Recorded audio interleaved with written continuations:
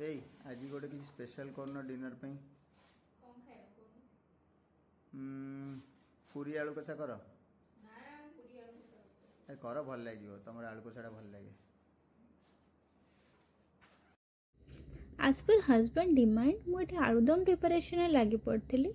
Aloo dum preparation आगे मसला prepare करी। गोटे जार किसी गोटा जीरा धनिया अदा लंका धनिया पत्र नहीं ता सहित से किसी लुण हलदी और लंका गुंड पकईकी ताको टिके पानी देकी हल्का पानी देकी भलसे ग्राइंडिंग कर देथिली। एपटे मसला टी को दी थरा पानी देकी भलसे ग्राइंडिंग कर देथिली। भलसे चिकन किना बाटी देथिली। एपटे करेई बसई करेई गरम होला परे टिके तेल पकईथिली। तेल गरम हुआ परे टिके हिंग आउ दुईटा सुखला लंका पकईकी भलसे भाजी देथिली। तापर एथरे मसला जोटा बाटी थी सेटा को उजाड़ी देथिली मसला टी को। तो ये अरुआ मसला टिके कम कषिले भल बिकज बेसी कषिगले पिता हो ये मसला हो सारा पर मुझे टिके आलू ऐड करी।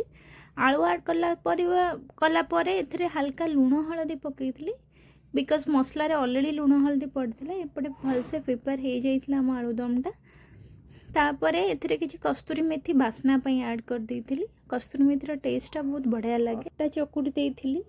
तापर मम्मी को मोर मिसिके एपटे पूरी छाणीबारे लागे पड़थिलो। मम्मी बेलुथिले आ मु छाणुथिली।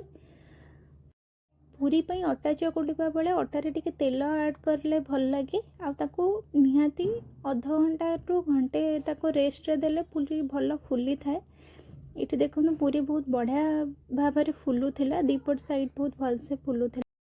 आम घर बेसी कई पूरी खाया को भल पाती जेहेतु गैस हो जाए पूरी खाइले से पूरी सब प्रायत टाइम अवॉइड करवा पूरी बदला मुझे रोटी कर दिए बट आज इच्छा है बोलिका करदे एबे फाइनाली पूरी और आलू कषा प्रिपेयर हो जाता। आउ ये देखो हजबैंड को दे देती खाइबा को। हजबैंड खाई हजबैंड का रिएक्शन केम थिला। Thank you for watching.